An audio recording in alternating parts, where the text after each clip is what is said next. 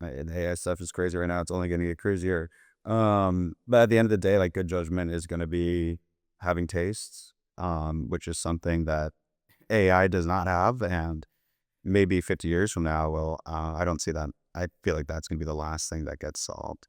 Um, Thoughtfulness, deep work, like really thinking hard about things. And AI is not really going to do that at this point from a creative lens. Um, what it is doing though, it's raising the bar because at like a baseline, AI can create like let's just say for scripts, like AI can create a script that is halfway decent, right? So if you're a halfway decent script writer, then you're cooked. Because AI is going to do what you do just as well, and they'll do it for free. But that's gonna make you have to be better, right? It's gonna make you have to level up your skills and be more thoughtful, think deeper, develop a better sense of taste. Obviously easier said than done, but because of AI making that baseline like higher, it's going to push people to greater heights and to greater creative achievements. Um, and it's going to be really tough for a lot of people. It's going to be hard, but I think at the end of the day, like it's inevitable. And the silver lining is that I think we actually will get better content out of that. And not better content by saying like AI is going to create better content, but AI is going to be the forcing factor to make creatives and make better content, if that.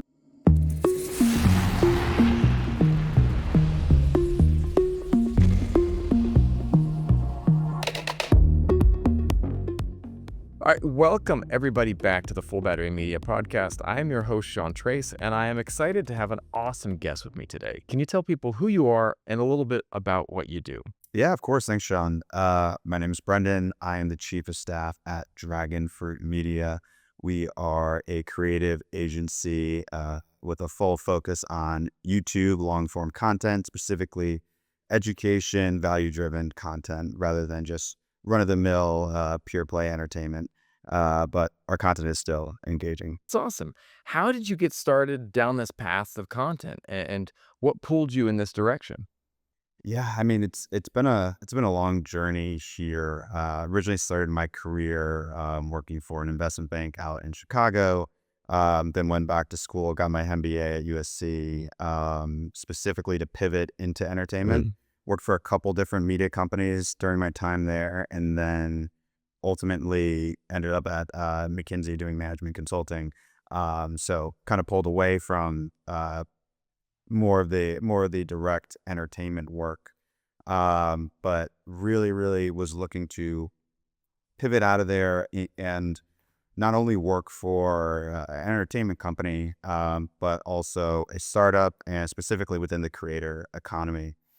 And randomly, Dragonfruit popped up on my LinkedIn feed, and I looked through company website and got the download on the clients they've been working with and their mission, yada yada yada. Ultimately, went over to Adrian's profile, our CEO, and cold DM'd him. And long story short, ended up here as the chief of staff. You've worked in consulting, Hollywood startups, and now YouTube media. Why do you think YouTube is becoming such a powerful business compared to traditional media? Yeah.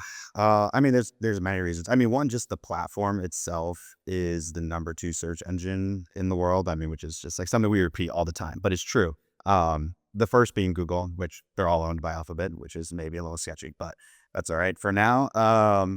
I think with the platform itself, like it's just the ability to connect with the niche audience is huge. Like you're really targeting exactly who you want to be viewing your content, and there's such a more meaningful connection. It's way more intimate, right?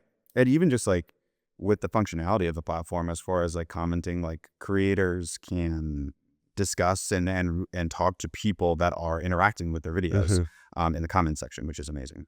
Another reason is like there's way less restrictions. I mean, from just like the most basic level, anybody can upload to YouTube, and with an iPhone, like you can shoot anything so quickly and have the content reach millions of people. I mean, I see the content really leveling up too outside of that. So it's not just user uploaded. But we could get into that later, but like the level of content on YouTube is just getting stronger and stronger, and it's such a it's not even just like a replacement for film and television. I feel like film and television will always have its spot there, but you can get great storytelling and high production value on YouTube as well, and it's free, and it's way more niche, I guess, which is just a better experience for an audience. Right. And it's interesting too, because like you said, it's such a powerful search engine, and you can find everything that you might need. Like when I need a new camera, and I want to compare stuff, man, I go to YouTube. And I know a lot of people are like, well, we can see stuff on TikTok. TikTok videos are too fast for me. I want the in-depth. I want a 25-minute YouTube video where I see a filmmaker that's way above me, that's putting this camera through its paces and comparing it to another one and say, let's see how it handles this destruction. And I'm like, oh, wow, I never wanted to do that to a camera. Yeah, I'm glad he did. and the TikToks just feel like an ad read. Right? It is. And I think that depth is something that I just really appreciate with YouTube, the ability to really go deeper into that stuff, 100%. And I mean, that's just why long form is the place to be. And like, if you're trying to build a true organic audience on YouTube, you're not going to do it with YouTube Shorts. Yeah. And then outside of that, you're not going to do it with Instagram Reels and TikTok. The people that are staying and watching 10 to 20-minute long videos, like that's your real audience. That's who you're really connecting with. And they're trying to find real value out of your videos, like something deeper, something more meaningful to their lives than just a quick dopamine spike. 100%. Like just the dope, right? My daughter, um, she's 10, and it's one of the things that I try to do is to be aware of what she's consuming. And of late, I'm really proud of her because she was doing shorts when she was a little bit younger, and we are not letting her near like devices that much, but she would run up to grandma and grandpa's room and just be swiping through stuff. But lately, I sat down with her and we were like, looking at different things that were interesting to her. And she started watching these crafting videos, like a 40-minute crafting video that they are these tutorials where she's like, here, I'm going to teach you how to make this thing.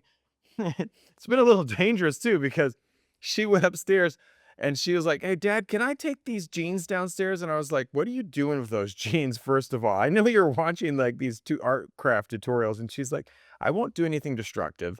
And I was like, okay, those are totally getting destroyed. Then I went downstairs and she made, Yeah, keep her away from the hot glue dude, gun. right now she's got one and her mom taught her how to use it, thank God. But she had cut the jeans out and put them inside of a frame and turned it into this thing that was like a little pencil holder that is framed hanging on her wall. That was the back pocket of the jeans. You can't get that from a minute 30 video, And it was like this long tutorial Yeah. that was something that was like, it was the ability to go deeper. And that was just so interesting to me. And like how, think about it years ago.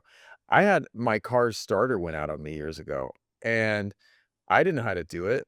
And my friend's like, here's a YouTube video. And I watched it and I was like, geez, I still don't think I should be doing this. My friend's like, I'm right here. I'm a mechanic. Go for it. Use the video. And then he went and had some beers Yeah, inside. I was just like, 100%. but I did it. I swapped out the starter on my car. I knew nothing about it. And my friend had all the tools, luckily, but I was just like, wow, the fact that I was able to pull that off was amazing. Yeah, I mean, I'm a filmmaker myself, and I've done a couple short films, directed a couple music videos, things like that. Never went to film school. I learned everything on YouTube. Yep. During COVID, I just like would sit down and watch a ton of videos, probably when I should have been working, Right. and just developed. I mean, not like a super deep knowledge because like really filmmaking, like it's you got to actually do it to really learn, but it got me enough where I actually knew what to do to go out and start and try and to actually like achieve something, which I never would have been able to do without YouTube. I mean, super, super true. I wanted to ask you this though too, but like if someone asked you, what does a chief of staff actually do and what's your role? What do you do in the day-to-day business of your work, man? Yeah, I mean, I'll give you the classic consulting answer. It depends. Right. It's such like a wide ranging role. I mean, as far as what a chief of staff is outside of just what I do, it's anything from an EA, just an executive assistant, to well, I don't want to say just an executive assistant because they're very important and vital to all companies. But it's anything from an executive assistant level all the way to like a chief operating officer or chief strategy officer. So a really, really wide spectrum of what a chief of staff actually is. That's why you see so many job postings for chief of staff, and it's really hard to pin down like what kind of person they're actually going for. For me personally, I am like the right hand to the CEO, helping him with anything strategy wise, anything even more minutely down to scheduling if he needs it. But then I'm also basically the head of operations at the company here. When I started, we only had like 40 so employees, and now we're at over 100, which is crazy. But like I'm still the head of finance, the head of HR, the head of IT and legal and all these things that like I mean some of them I do a background in, but not all of them. Just really like learning as you go. And then like the third thing would really just be like a plug and play guy. So in October, we lost our head of production. They went on to a new opportunity. So I popped in there and acted as interim head of production for about like 4 months until we were able to find somebody to replace that role. Um, and like right now, I have been running our entire recruitment department until I recently found somebody to replace me to be our like lead creative recruiter. So, I mean, it's a whole gamut of things. If I had to put it in a nutshell, it's being the right hand to the CEO. It's leading operations and company wide initiatives, and then being a plug and play guy whenever it's needed for different roles. Well, you talk a lot about systems and execution. Why do so many creative people struggle with organization and consistency? Yeah, I mean, it's different ways of thinking, it's different strengths, and most people don't possess both, and I think that's totally fine. Like if you look in film, like the best directors have fantastic producers Yeah. behind them. They're not forced to be these organizational masters because that's not like where their strengths lie. It lies in creative thinking, outside the box thinking. Like artists, you want to give them the space to create. You don't want to put them on some real finite schedule, and you don't want to box them in. Um, but like in business, whether that's Hollywood or whether that's YouTube, you do need to have at least some parameters and some structure to it, or you're not never going to deliver, right? Mhm. And for us, it's really about like setting up the best Mm. systems around our creatives to allow them to do their best creative work, right? To do the best of their abilities, rather than forcing them to become expert organizers, time management folks. So pairing them with strong producers, pairing them with strong systems that the company built out, rather than trying to embed some skill set into them that isn't really what they're empowered to do. And like for us as a startup, like we start with just Adrian, our CEO, who was doing everything, right? Mhm. And he's really great at everything, but he's not like the best at every little individual thing. As we grow, we want to pare down people into their main strengths and their main skill set, right? So back in September, our creative directors were doing everything from writing to like end of month like analytics reports. Um, but then now we've hired script writers, we've hired data analysts to do those end of month reports. So our creative directors can solely focus on like concept ideation, like true deep creative work. And we built systems around them so that they don't even need to think about like, oh, what should I be working on right now? Right. That's already in, we use ClickUp, that's already in their task list. They just need to look at their task list and okay, I have this that I need to do. I have a day to do it, which is like the very wide box that we'll Mhm. put around someone, just for example. And now it's just create, right? And don't worry about anything else. That's awesome, man. Well, it's interesting too because, um, you know, you're talking about the evolution of a system, the evolution of a company, the evolution of a channel, of different channels. But like, what separates YouTube channels that grow, companies that grow, from ones that stay stuck, even when everything seems good? Yeah. I mean, specifically on YouTube, it's really about like seeing the product all the way through at every single stage. You'll see so many YouTube strategists out there now that are giving advice on like what you should Right. do. Here's this, here's that. Um, but if you're not seeing it through the entire process, then it's not going to work. So, like for us, we do not just YouTube strategy, but we actually create concepts. We write scripts. We do post production that is specifically trained to hit like retention metrics, right? We do post publication work, analytics work. We do the packaging as well. So we're doing that entire sequence of things, and we're optimizing at every single stage. And if you're not optimizing at every single stage, then your video is more apt to flop, Mm. right? So a lot of people, what they get wrong is they have like this great strategy, but they're not seeing it through at every single step of the way.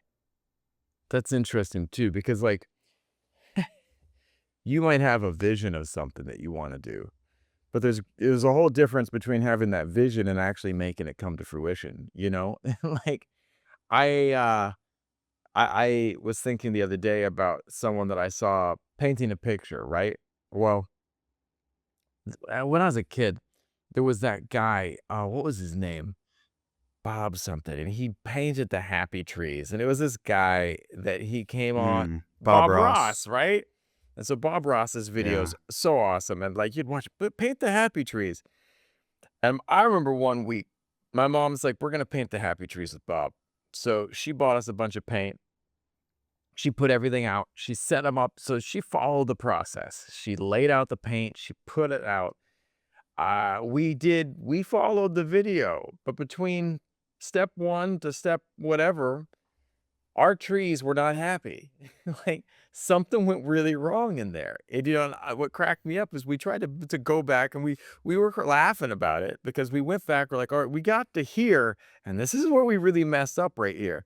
But you have to be optimizing at every step if you really want to hit the targets. If you want to get there, you can't be dropping the ball at any Yeah. point of the way. Like, we're way beyond that.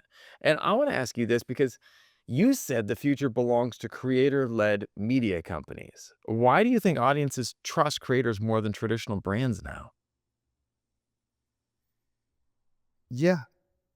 I don't think it's necessarily as black and white as like creators for somebody who's like a pure play like that's their main role. Like it's more of like to be an influencer per se. Like you can be the CEO of a company. You can be Yeah. I know Tim Cook's not at Apple anymore, but Tim Cook, for example, like can be that face and he can have a channel on YouTube, right? He doesn't need to hire an influencer to do that per se. Um, I think more and more people are actually seeing through that like traditional influencer lens. More in short form content, like if you get ads all the time that are masquerading as organic content.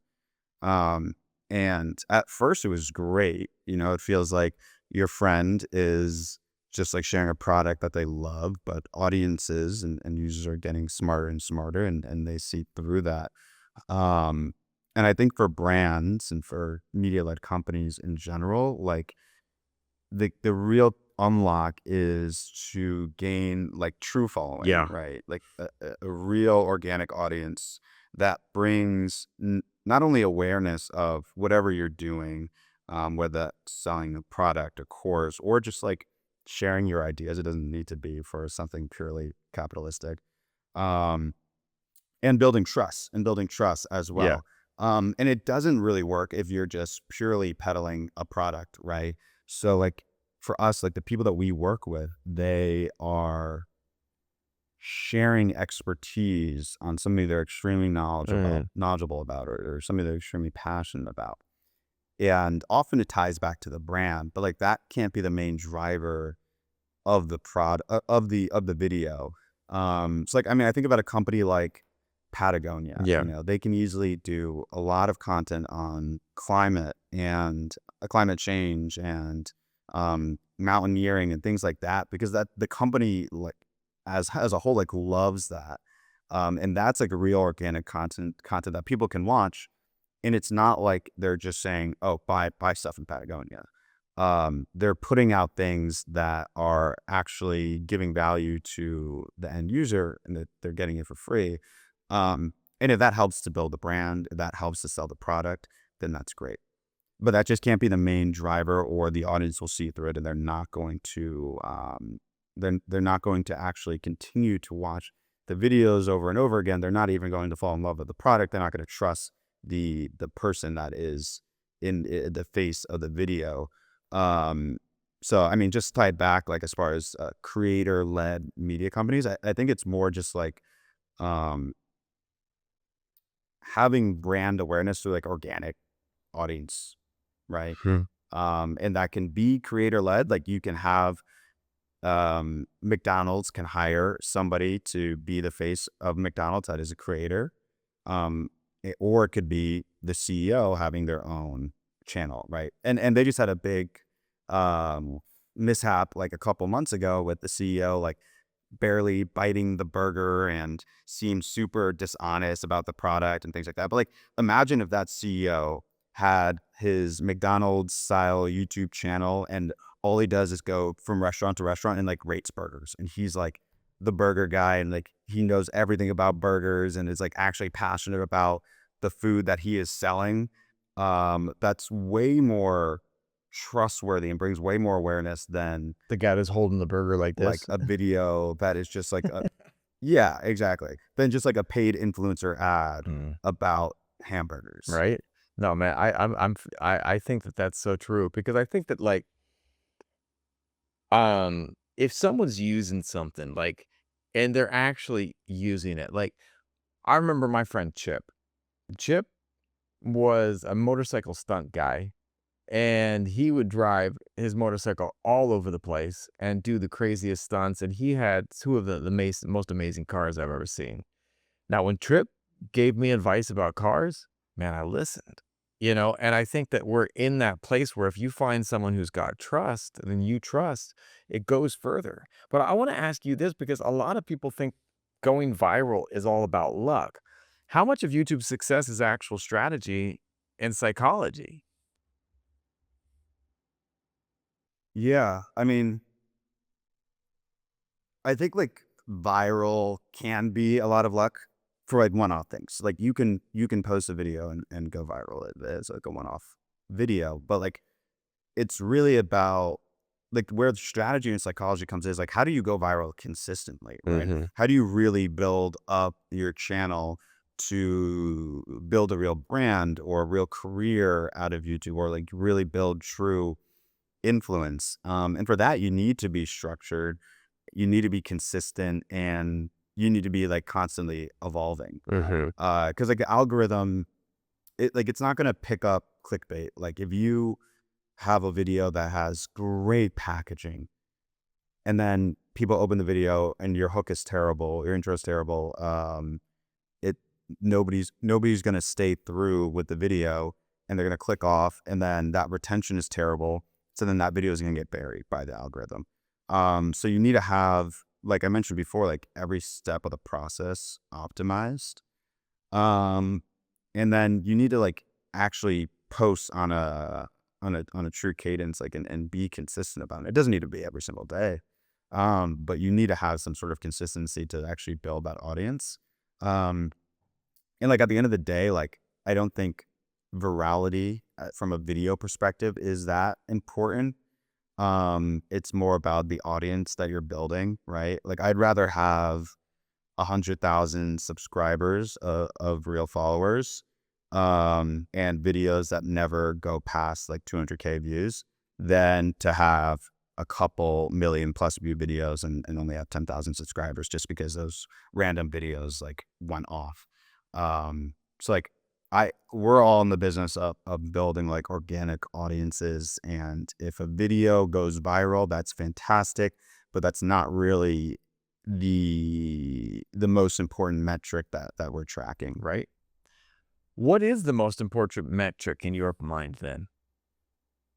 Or is it a group of metrics? Yeah, I mean I mean it's really case by case of what people are looking for. Mm, I mean, like, let's say you are a guy who just like is obsessed with finance, but you have like a financial advisory company, and like you want to teach people about finance, but then you also have a secondary goal of bringing people um into your sales funnel. So like you could have a video that only has you could have multiple videos that only have 10,000 views, which is somebody who's like trying to make a career on YouTube, it's maybe not that exciting. But if of those 10,000 views, you get 100 qualified leads, and then of those 100 qualified leads, you get 10 sales, like that metric is way more important than views or even like AVD retention, or subscriber growth or anything like that. If you are trying to influence people and trying to grow like just like a mass following, then like subscriber growth is something you want to look for. But like that needs to be paired with retention metrics, because at the end of the day, like the subscriber growth can just be a banding metric, right? It needs to be paired with you have these subscribers and they're also watching your video all the way through, right? Because like who cares if you have a million subscribers if they watch 1 minute of your video and then they click off into the next thing. So let's say like it's multiple metrics that you could be looking at, and it's different depending on what your actual goals are.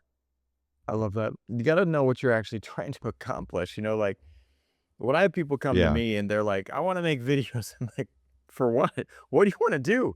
Like, are you trying to make videos to, sell a course? Are you trying to make videos to feed people into your sales funnel for your company? Are you trying to make videos to educate people, And is the education just for fun? Is it just for what do you wanna do, And when I start having them answer questions, they're like, "Oh, I really wanna network." I was like, "Well, then you might wanna look at this way to go about it," "Oh, I really want to sell this. I wanna sell the, like, I had one person who wanted to sell, what do you call it? Whole wheat type of, sourdough." And I was like, "Alright, cool. So we're making sourdough Hmm. now. Like, what type of videos do you wanna make if that's your thing?"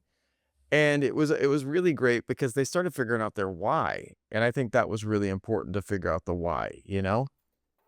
Uh, Yeah, the why it's so right? critical.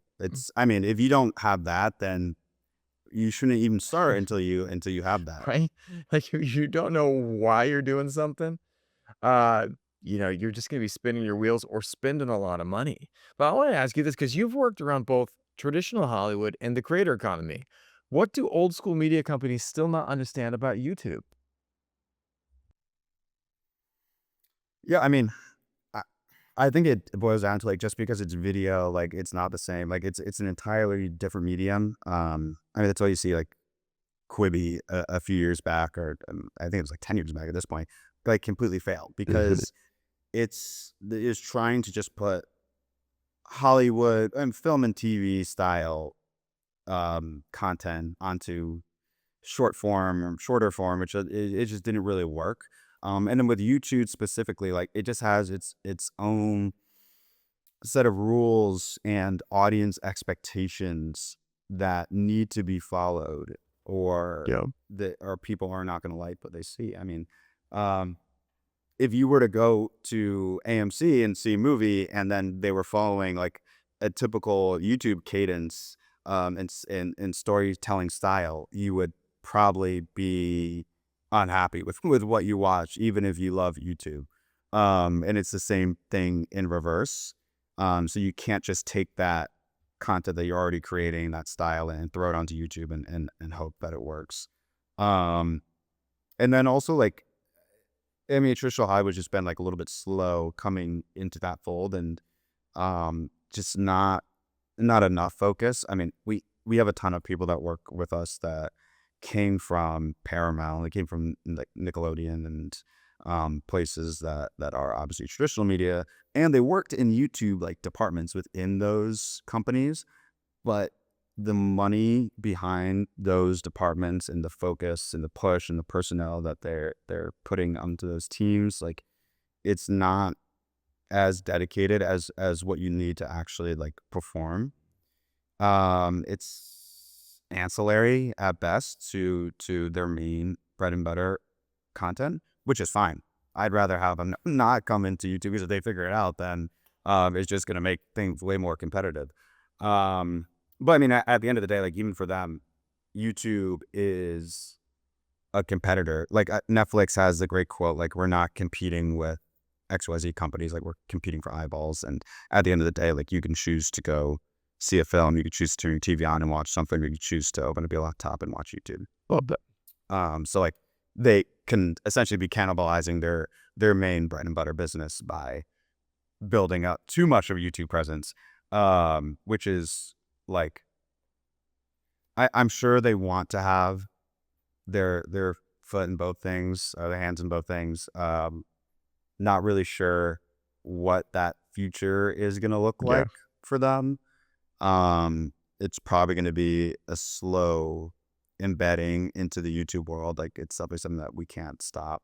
Um, which is fine. I mean, like the best storytellers in the world like come from those companies and we'll get great content out of it. But as it stands right now, it's like you don't see if you look at the top 10 YouTube channels, like none of them are traditional Hollywood studios or anything like that. right. It's super true, man.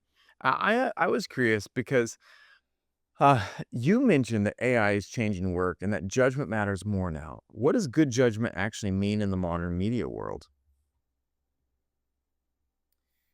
Yeah, I mean, and AI stuff is crazy right now. It's only going to get crazier. But at the end of the day, like good judgment is going to be having Yeah. taste, which is something that AI does Mm, not have. And maybe 50 years from now, well, I don't see that. I feel like that's going to be the last thing that gets solved. Um, Thoughtfulness, deep work, like really thinking hard about things. And AI is not really going to do that at this point from a creative lens. Um, what it is doing though, it's raising the bar because at like a baseline, AI can create like let's just say for scripts, like AI can create a script that is halfway decent, right? So if you're a halfway decent script writer, then you're cooked. Because AI is going to do what you do just as well, and they'll do it for free. But that's gonna make you have to be better, right? It's gonna make you have to level up your skills and be more thoughtful, think deeper, develop a better sense of taste. Obviously easier said than done, but because of AI making that baseline like higher, it's going to push people to greater heights and to greater creative achievements. Um, and it's going to be really tough for a lot of people. It's going to be hard, but I think at the end of the day, like it's inevitable. And the silver lining is that I think we actually will get better content out of that. And not better content by saying like AI is going to create better content, but AI is going to be the forcing factor to make creatives and make better content, if that makes sense. I've got a great example. At my gym, I go to exercise at this one gym, and they have a face scan check-in, right? And the person that works the front desk is always sleeping every day when I go to the gym. It's wild. Like they have a face scan check-in and their one job is to just like look up and make sure no one's trying to like break things or rob the place. And that person's always asleep.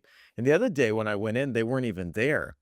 And it just made me realize that person doesn't even realize their job is already being automated.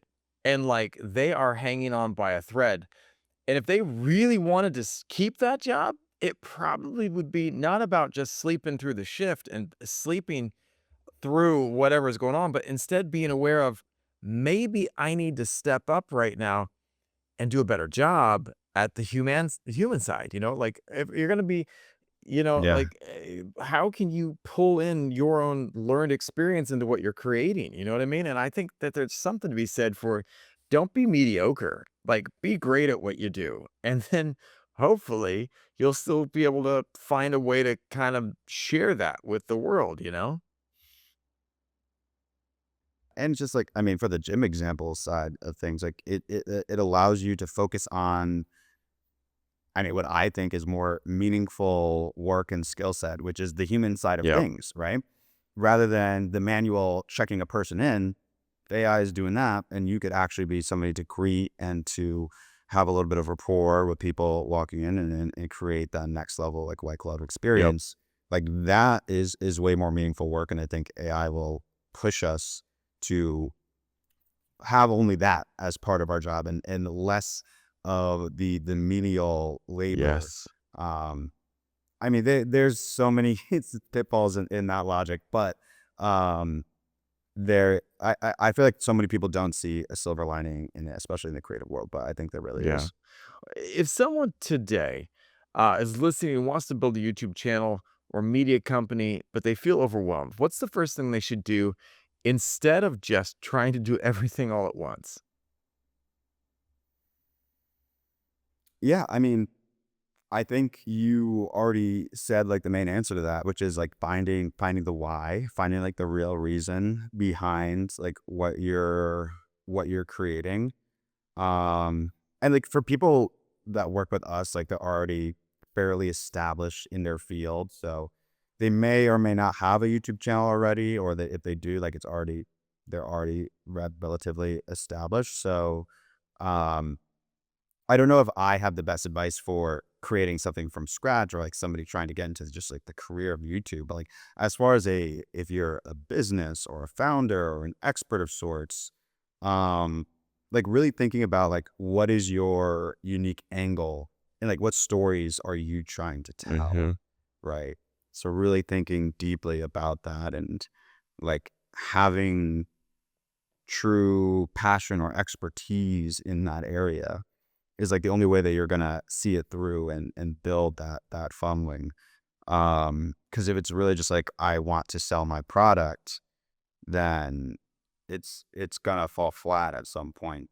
Um, but like if you are somebody who is selling computers, you probably have a passion for computers, and there's an audience out there that wants to learn more about computers, Hmm. right? So it's again, it's like it's not just peddling the goods, it's like having a true thing that you want to talk about, and seeing it all the way through.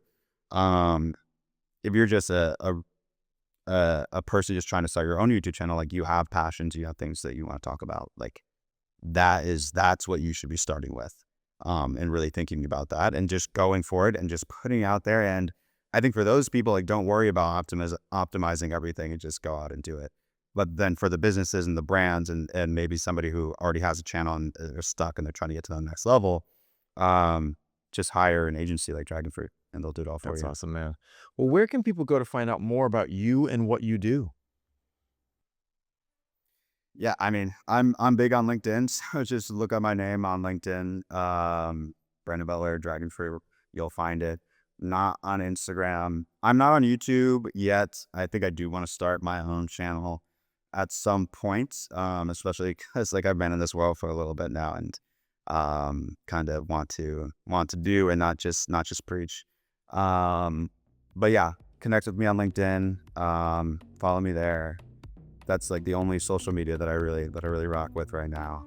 Um, but yeah, that's and look up Dragonfruit on like look them up on Google or on YouTube.